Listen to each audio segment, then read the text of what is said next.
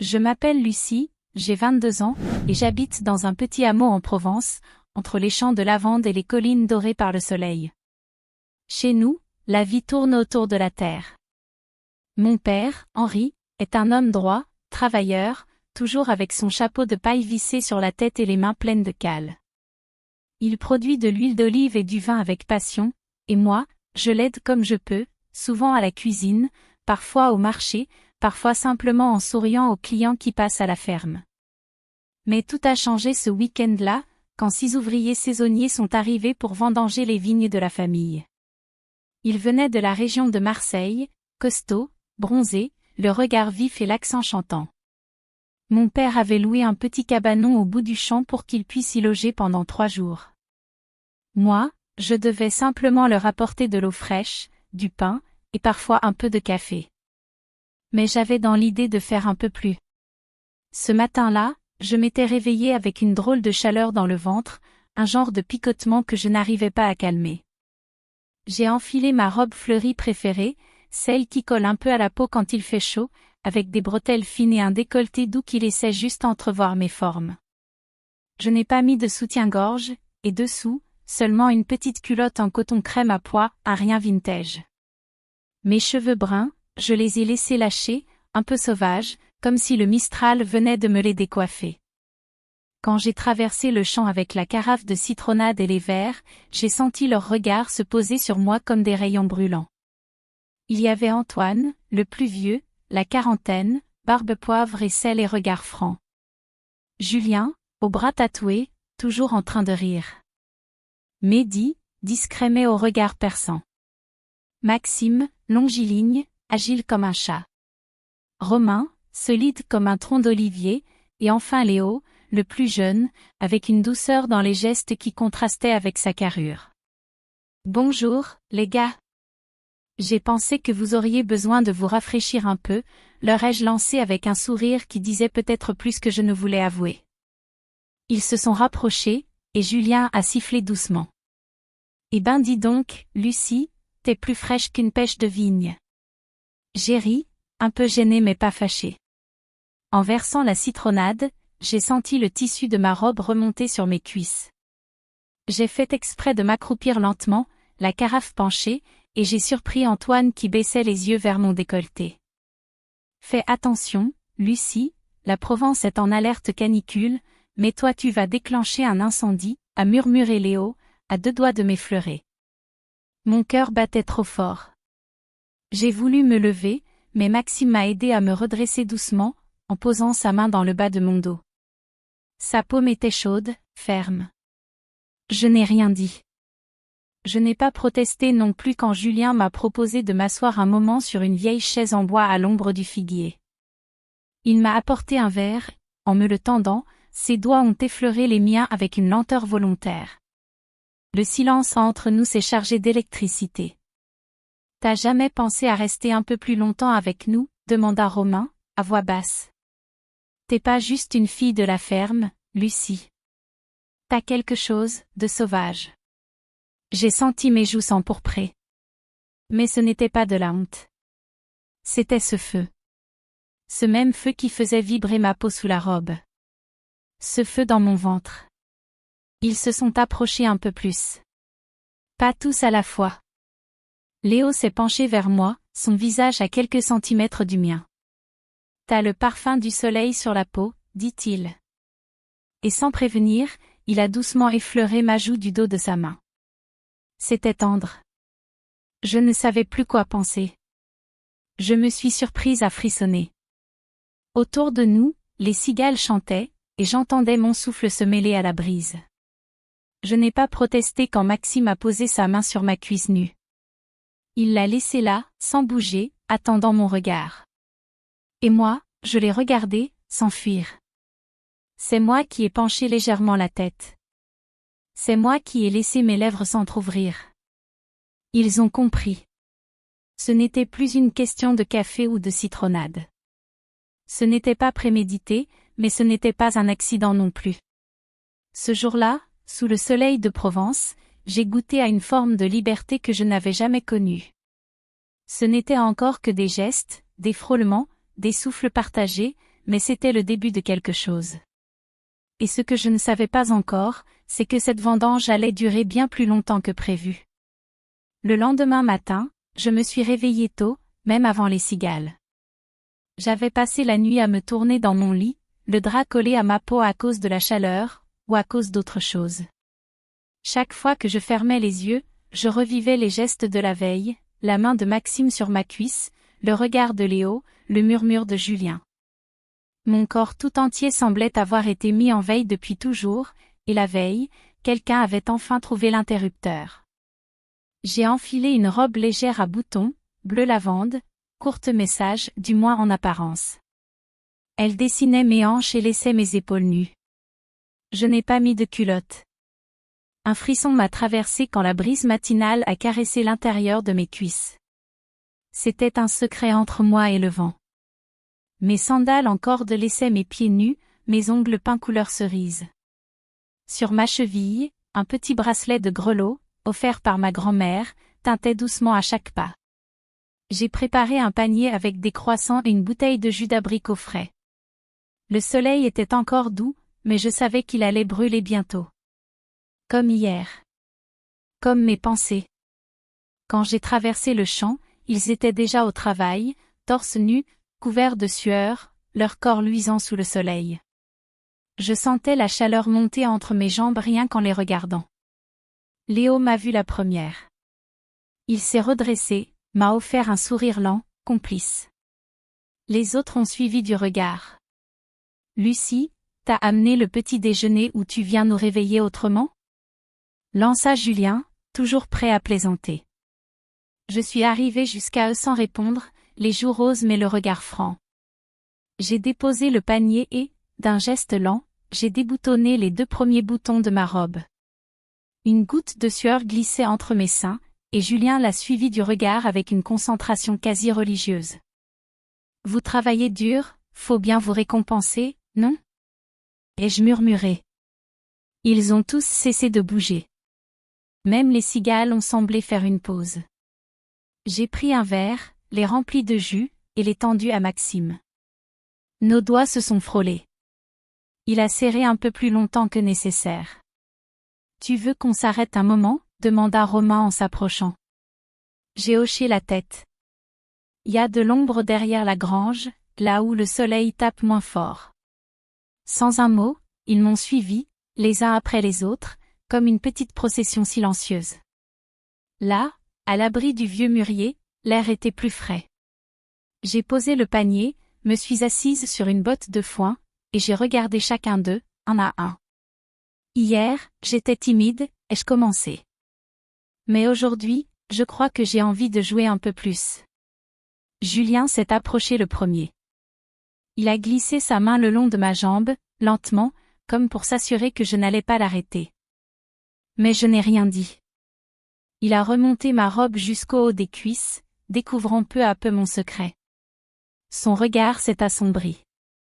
Tu portes rien, Lucie? C'est plus simple pour récolter, non? Ai-je soufflé? Julien a posé ses lèvres sur l'intérieur de ma cuisse, et j'ai frissonné.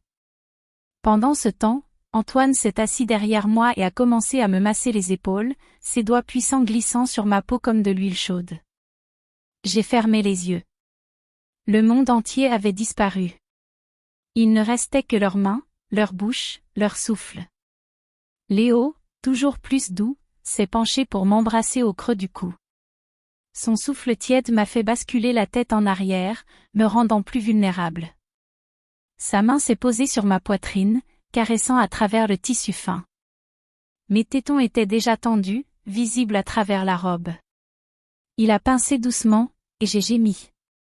Je me sentais offerte. Mais pas soumise. Je choisissais. Je guidais. Maxime est arrivé derrière moi. Il a glissé la robe de mes épaules. Elle est tombée en silence, dévoilant ma peau nue à la lumière douce du matin. Je l'ai laissé glisser sans honte. Le vent m'a caressé comme un autre amant, et je me suis sentie libre, nue devant 6 regards qui me désiraient comme une déesse de pierre chaude. On devrait prendre soin de la vigne, dit Mehdi, en souriant. Elle est mûre, Faut pas qu'elle se dessèche. Et à partir de là, ce fut comme une danse silencieuse. Leurs gestes n'étaient pas brusques, ils étaient rituels. Chaque mouvement semblait avoir été répété 100 fois. Julien embrassait, Léo caressait, Antoine murmurait à mon oreille des mots que je n'avais jamais entendus mais qui faisaient trembler mon ventre. Ils se relayaient avec une douceur étonnante, respectueuse. Pas d'agitation. Juste l'exploration lente, presque cérémoniale, de mon corps en éveil. Romain a ôté mes sandales et embrassé mes orteils, lentement, un à un, comme s'il découvrait un fruit défendu. Ça m'a surprise. Je n'aurais jamais cru qu'un jour, ce genre de détail me ferait frissonner. J'ai senti leurs mains sur moi, partout, et le plaisir est monté comme une vague. J'ai atteint un sommet que je n'avais jamais connu, en silence, les lèvres entr'ouvertes, le regard noyé de soleil. Quand ce fut fini, ils m'ont laissé me rhabiller tranquillement. Maxime m'a aidé à reboutonner ma robe, bouton par bouton, en m'embrassant la nuque à chaque geste. J'étais tremblante, mais apaisée. Vivante. Vraie. En rentrant à la maison, mon père m'a regardée en fronçant les sourcils. Lucie, t'es toute rouge et décoiffée. T'es tombée? Le soleil tape fort aujourd'hui, papa, ai-je répondu avec un sourire. Mais ce n'était pas le soleil. C'était eux. Et demain, ils seraient encore là. Le lendemain, l'air sentait la vigne écrasée et le bois humide. Dans la cave de la ferme, mon père s'activait déjà à préparer les barriques pour le vin nouveau. Il m'avait demandé d'apporter une corbeille de fromage et du pain aux ouvriers, qui allaient l'aider à transvaser le jus fermenté dans les fûts. J'avais à peine dormi. Mon corps portait encore les empreintes de la veille, un frisson dans le cou quand je passais ma main, un picotement dans les reins dès que j'y pensais. J'étais plus nerveuse que jamais, mais aussi, impatiente. Ma robe du jour était en lin crème, presque transparente au soleil. Elle s'arrêtait juste en dessous des fesses, et les manches bouffantes tombaient sur mes épaules nues. Dessous, encore une fois, rien. Pas besoin. Je voulais sentir le bois, le froid des pierres de la cave, les mains. En descendant les marches de pierre, mon panier au bras, j'entendais leur voix résonner contre les murs. Des éclats de rire. Des paroles basses. Julien m'aperçut en premier et lança. Voilà notre muse. Attention les gars, elle va nous faire tourner la tête encore une fois. Je suis entrée dans la cave comme dans un théâtre, sentant leur regard courir sur mes jambes, s'arrêter au creux de mes cuisses. Mes sandales claquaient contre la pierre. Je posai le panier sur une vieille table de chêne, me penchant un peu plus qu'il ne fallait. J'espère que vous avez faim, ai-je dit doucement. Léo s'approcha, s'essuyant les mains sur un torchon. Il passa derrière moi, presque sans bruit, et chuchota à mon oreille. Ce n'est pas le fromage qui nous donne le plus envie, Lucie. Sa voix m'a fait frissonner. Je me suis tournée vers lui, à quelques centimètres à peine. Mon souffle s'était déjà accéléré. Alors prends ce que tu veux, ai-je soufflé, les joues brûlantes. Il ne s'est pas fait prier. Sa main s'est posée sur mes hanches, et tout en douceur, il m'a soulevée pour m'asseoir sur le bord du tonneau. Le bois était frais sous mes cuisses nues. Je sentais déjà mes jambes trembler. Autour, les autres s'étaient approchés. Mais il n'y avait pas de vulgarité. Juste une tension chaude et mystérieuse, comme avant un orage.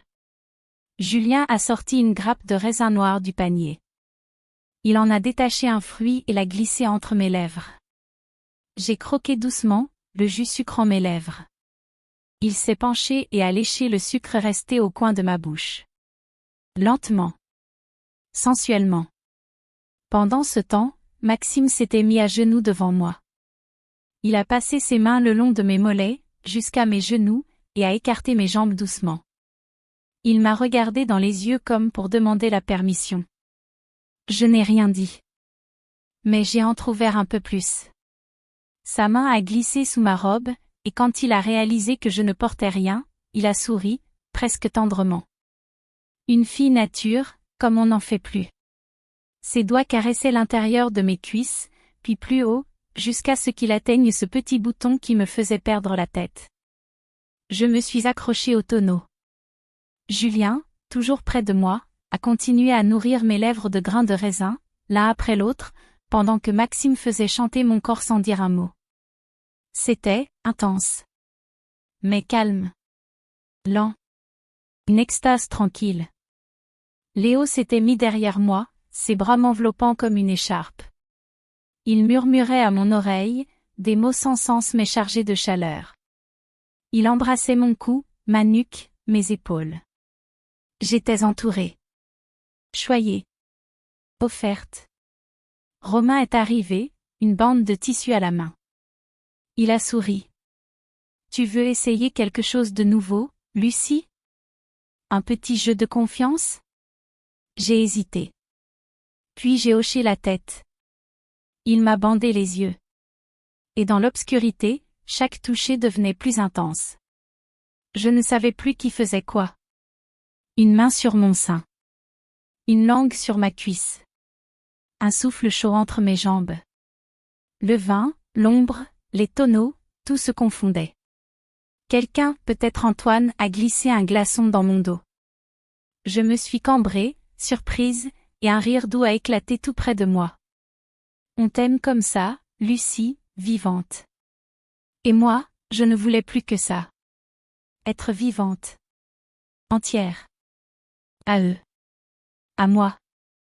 Quand le bandeau a été retiré, j'étais allongée sur un vieux tapis de laine, la robe froissée, le cœur battant comme un tambour.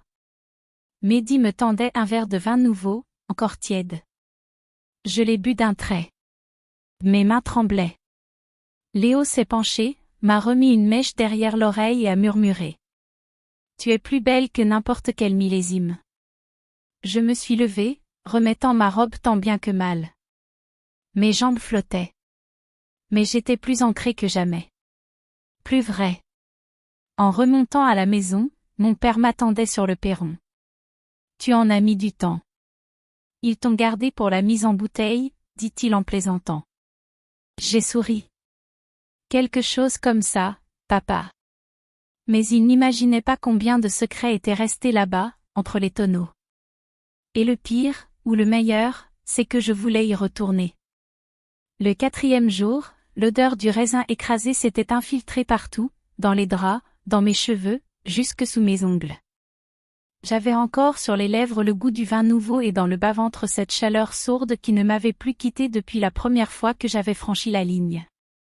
Cette ligne que je n'avais même pas vue, tant elle s'était confondue avec mon envie. Le pressoir, grand et vieux comme un monument oublié, se trouvait derrière la bâtisse, entre deux murets couverts de mousse. Mon père m'avait demandé d'y apporter un seau d'eau pour les hommes, qui devaient écraser les dernières grappes à l'ancienne, avec les pieds. C'était une sorte de tradition, disait-il, une manière de sentir le raisin vivre sous soi. Je suis descendue avec un panier en osier contenant 2 serviettes propres, un pain aux olives et une bouteille d'eau citronnée. Mais ce n'était pas tout ce que je portais. Ce jour-là, j'avais mis une combinaison en lin beige, sans sous-vêtements dessous, bien sûr. Le tissu souple collait à mes hanches, dévoilant tout à la moindre lumière rasante. J'avais noué mes cheveux en un chignon bas, laissant quelques mèches encadrer mon visage. À mes pieds, rien. Pieds nus, pour faire corps avec la terre. Quand je suis arrivée près du pressoir, les hommes étaient déjà là. Julien et Maxime dansaient littéralement sur les raisins, le jus violet éclaboussant leurs mollets. Ils riaient comme des enfants. Mehdi et Romain essuyaient la sueur de leur front. Léo, assis sur le bord d'un tonneau, me vit approcher et leva les yeux, lentement, comme s'il goûtait ma présence. « Lucie, on s'attendait plus à toi, tu es venue presser ou te faire presser ?» murmura-t-il avec un sourire en coin. Je n'ai pas répondu. J'ai laissé tomber le panier près du mur, puis, sans prévenir, j'ai grimpé sur le pressoir. Le bois était tiède sous mes pieds nus. Les grappes s'écrasaient sous mes orteils dans un son moelleux, presque charnel. Le jus tiède remontait entre mes orteils, collait à ma peau. C'était sensuel. Vital. Elle veut participer, les gars, lança Julien. Mais pour ça, Faut enlever ça. D'un geste lent, Maxime a défait le nœud de ma combinaison. Elle a glissé le long de mon corps, tombant mollement autour de mes chevilles. J'étais nue, couverte de raisin, pieds dans le mou, poitrine à l'air, respirant fort. Les hommes se sont tus un instant. Puis Antoine a murmuré. On dirait une déesse antique, sortie d'un tableau. Ils m'ont rejoint un à un sur le pressoir. Et alors, une scène étrange a commencé. Comme un rituel païen.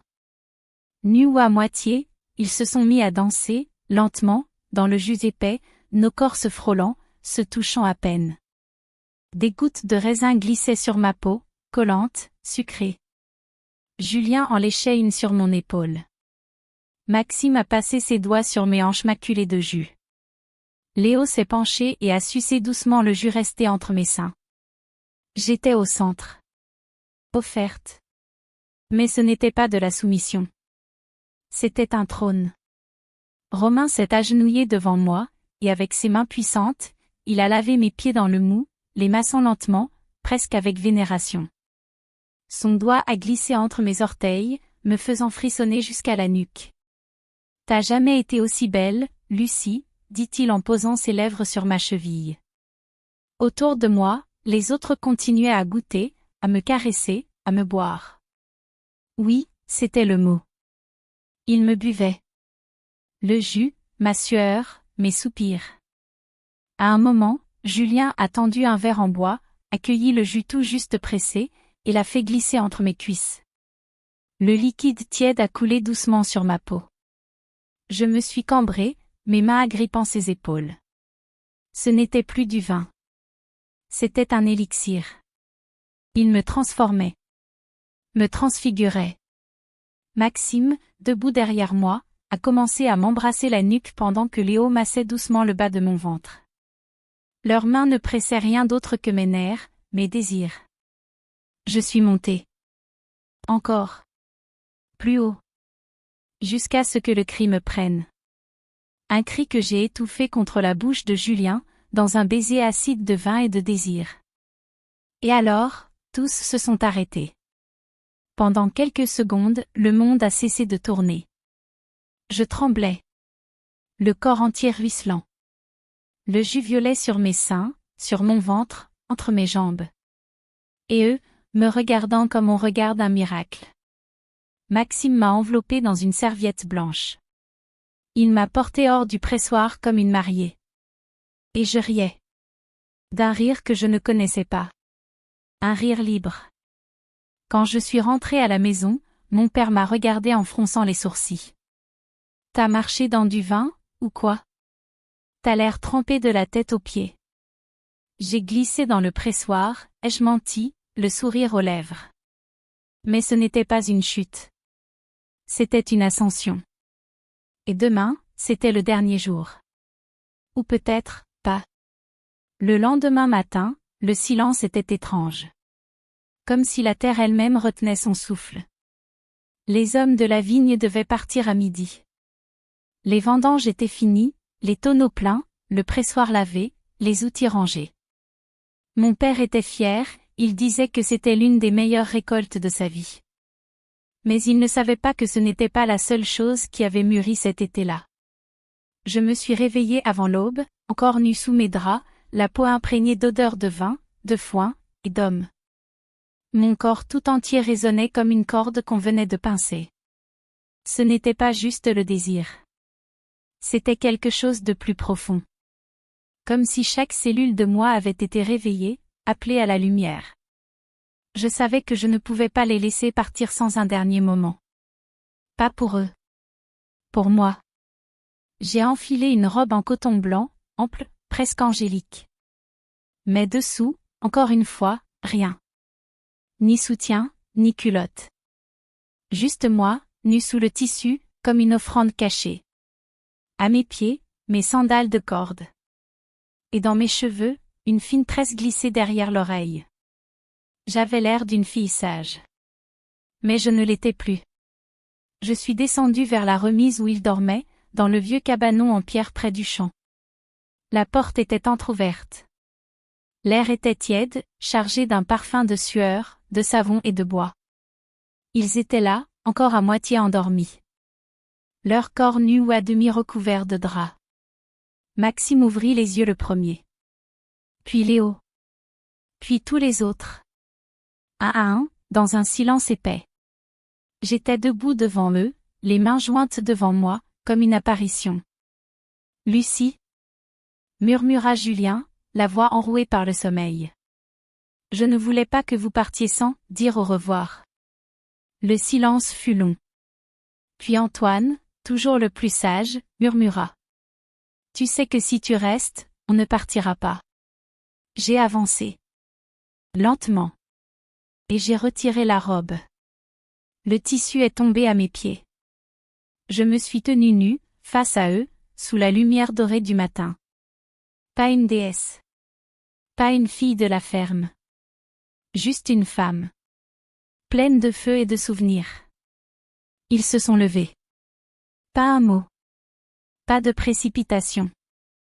Leurs mains ont retrouvé ma peau comme si elles y avaient toujours appartenu. Julien m'a allongé sur un matelas de paille, couvert d'un drap propre. Léo s'est allongé derrière moi, ses bras autour de mon ventre. Maxime s'est glissé à mes pieds, embrassant mes chevilles, mes genoux. Leur corps était chaud, doux, puissant. Mais ce matin-là, il n'y avait plus de jeu, plus de mise en scène. Juste de l'adieu. Chacun m'a touché comme pour imprimer un souvenir, comme pour laisser une trace avant le revoir. Leur souffle sur ma peau, leurs doigts dans mes cheveux, leurs lèvres sur mes épaules. Je fondais entre eux, liquide, ouverte, offerte, mais libre. Romain m'a porté comme une plume jusqu'à la fenêtre et m'a regardé droit dans les yeux. Tu sais que t'as changé nos vies, Lucie? Je n'ai pas répondu. J'ai juste posé ma main sur sa joue. Ils m'ont habillée à nouveau, avec douceur, boutonnant ma robe comme si elle était fragile. Léo m'a glissé un petit bijou en corde tressé autour du poignet, fait de ses mains. Julien m'a laissé un mot, plié dans ma paume. Je ne l'ai pas encore lu. Puis, ils sont partis. Je suis restée seule sur le perron, les yeux fixés sur la route poussiéreuse. Le soleil était haut déjà. Mon père m'a appelé de la cuisine. Lucie, viens m'aider avec les olives. J'arrive, papa. Je suis entrée. Mais j'ai su que quelque chose en moi était resté dehors, là-bas, dans les champs. Sous les tonneaux. Dans le pressoir. Et surtout, dans leurs mains. Le feu s'était peut-être calmé. Mais les cendres fumaient encore. Et un jour, peut-être, le vent soufflerait à nouveau.